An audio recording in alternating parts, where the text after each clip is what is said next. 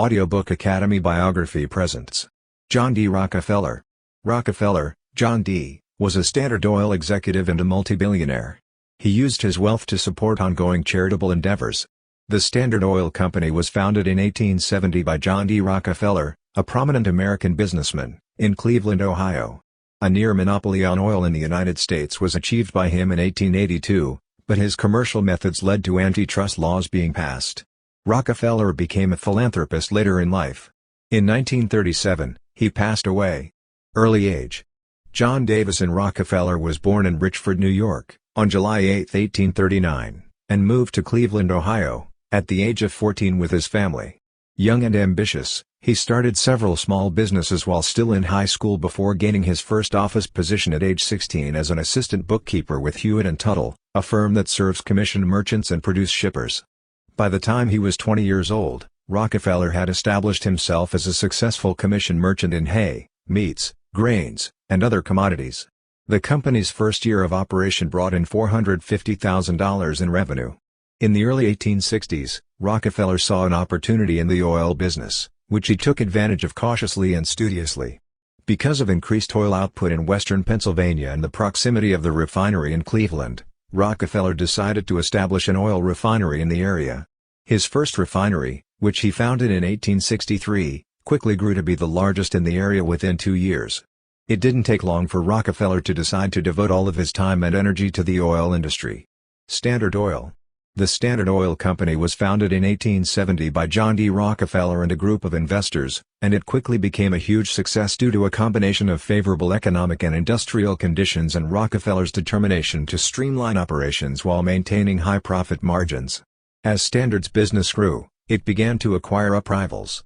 Within 2 years, Standard had seized control of all of the refineries in the Cleveland area. As a result, Standard was able to secure favorable deals with the railroads to transport their oil. The acquisition of pipelines and terminals by Standard at the same time allowed the company to set up a transportation network for its own products. Standard's grip over the sector tightened, and it even purchased hundreds of acres of forest for lumber and drilling and to prohibit competitors from running their own pipelines. Standard's footprint grew as well, and it acquired rivals in other regions, soon pursuing goals to be an industry player both coast to coast in the United States and internationally. In less than a decade, Standard Oil established a virtual monopoly on the oil business in the United States and merged each subsidiary under a single corporate umbrella, with Rockefeller in charge of them all. As a result of all of Rockefeller's efforts up to this point, the United States acquired its first monopoly, or trust, which would serve as a model for other large corporations to follow. Antitrust conflicts. As a result of Standard's aggressive foray into the business, the public and the U.S. Congress took notice. As a result of its monopolistic practices, which were widely derided, Standard quickly rose to the status as a corporation that had become far too large and powerful for the general public's benefit.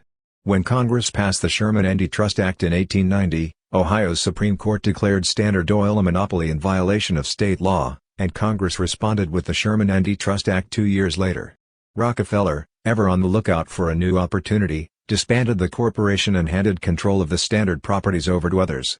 Despite this, Standard's board was able to maintain control over the network of spin-off firms. In just 9 years after splintering under the weight of antitrust legislation, the pieces of the puzzle were put back together in a new holding company. It was again compelled to dissolve in 1911, when the Supreme Court ruled that the new corporation was in violation of the Sherman Antitrust Act. Life in later years, death, and legacy.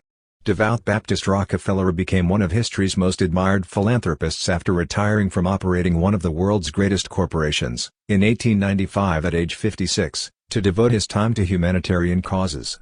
Before his death, he donated more than $80 million to the University of Chicago, which was founded in 1892 using his money.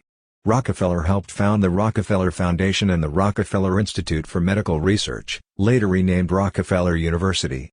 More than $530 million was given away to various causes by him. In addition to his 5 children, Rockefeller had a daughter who died in infancy named Alice. He died in Ormond Beach, Florida, on May 23, 1937.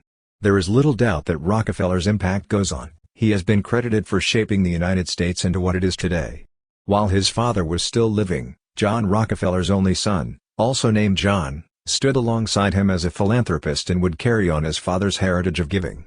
At the start of World War II, He helped to create the United Service Organizations, USO, and afterward, he donated land to the United Nations headquarters in New York City. He also contributed $5 million to New York City's Lincoln Center for the Performing Arts, helped restore Colonial Williamsburg, Virginia, and supplied funds for the Museum of Modern Art. Thank you for listening in Audiobook Academy. Don't forget to subscribe and smash that like button for more content like this. See you in next video.